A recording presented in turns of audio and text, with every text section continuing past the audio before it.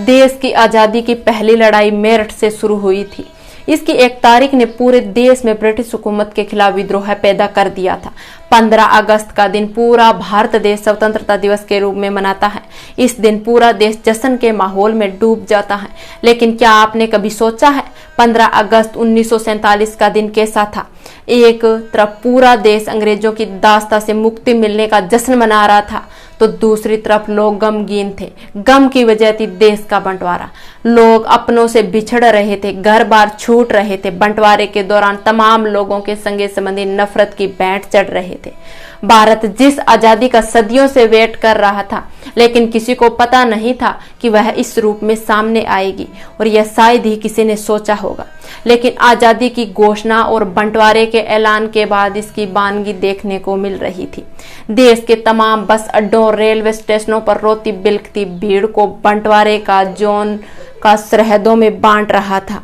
दिल्ली से लगभग 450 किलोमीटर दूर अमृतसर रेलवे स्टेशन पर स्थिति कुछ ऐसी थी जहां रेलवे स्टेशन कम शरणार्थी ज्यादा थे। बंटवारे के वक्त पाकिस्तान के हिस्से में जो पंजाब आया था, वहां से हजारों लोग अमृतसर पहुंच रहे थे और अमृतसर से उन्हें दूसरे ठिकानों पर भेजा जा रहा था। आजादी के पहले दिन अमृतसर रेलवे स्टेशन की परिस्थितियां कुछ बदली लग रही थी। 15 अगस्त 1947 का तीसरा पहर।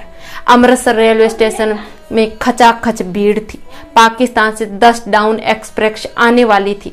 स्टेशन मास्टर छेनी सिंह उसी वक्त भीड़ को चीरते हुए आगे बढ़े, लेकिन उन्हें नहीं पता था कुछ ही पलों में क्या होने वाला है। वैसे तो भीड़ का डिब्बों पर टूट पड़ना, अपनों को खोजने की बौखलाहट, बच्चों के रोने की आवाज और जोर जोर से नामों को पुकारने की बात रोज की बन चुकी थी। लेकिन अब जो सब पर भारी पड़ने वाला था वो कुछ अलग था।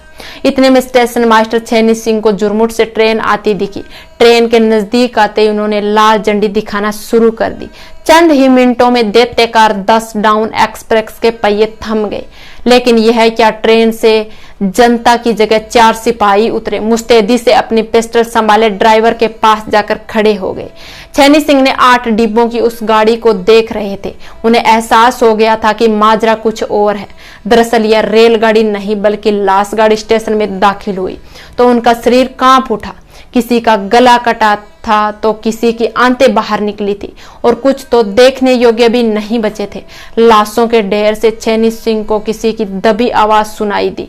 शायद कोई जिंदा बच गया हो। तो छेनी सिंह ने जोर से आवाज लगाई, अमृतसर आ गया, यहाँ सब हिंदू और सिख हैं, पुलिस भी है, डरो मत। यह शब्द सुनकर लाशों के ढेर से कई लोग हिलने और डुलने लगे। यह वह लोग थे जो डर के मारे जिंदा ही लाश बने थे।